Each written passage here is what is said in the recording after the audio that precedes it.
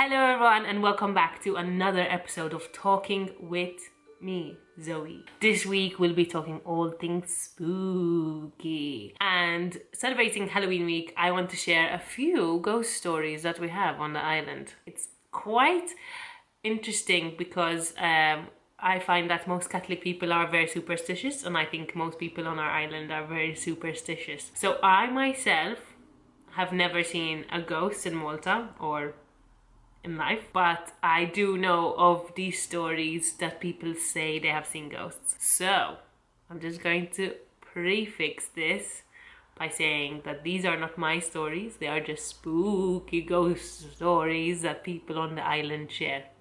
Okay? Our first story begins in the order of Saint John, when Grand Master de Rohan promised his niece to be married to a rich suitor. She refused to marry him because she didn't love him, and upon hearing this, the suitor decided to close her up in a room in Busquet in the Verdala Palace, and from there she decided to try to escape. Upon her escape, she fell to her death, and visitors say that they can still see her roaming the palace gardens and in the mirrors, wearing the blue dress that she died in.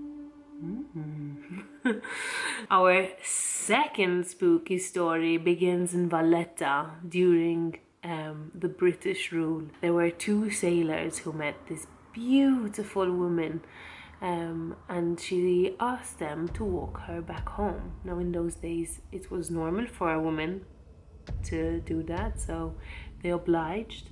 And when they arrived at her house, which was in St. Ursula Street, she told them that she had forgotten her key inside, so could they help her get into the house. Now at this point the sailors were weary and didn't really feel like they wanted to help this woman any further, but she convinced them, and once they went inside they saw it was a beautiful house all lit up.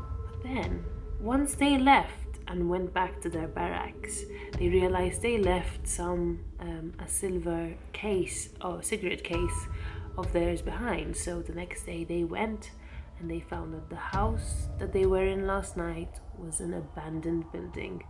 It was derelict, and people say that the woman that they met has been dead for several years. Ooh, oh, that one freaks me out a bit, because I just think, how did they not realize they were in an abandoned house? But yes, very, very scary. Our last story takes place on this road, and it's the most, I want to say, the most popular ghost story in Malta. And it's about this girl, this teenage girl, who roams this one road between Nashar and Salina in Malta, this one long road. And it's said that she tries to stop cars to hitchhike so that she can get a lift somewhere, and if you see her you have to stop, because if you stop she'll leave you alone, but if you keep driving past her she'll enter your car and sit in your back seat to haunt you because you didn't stop to help her.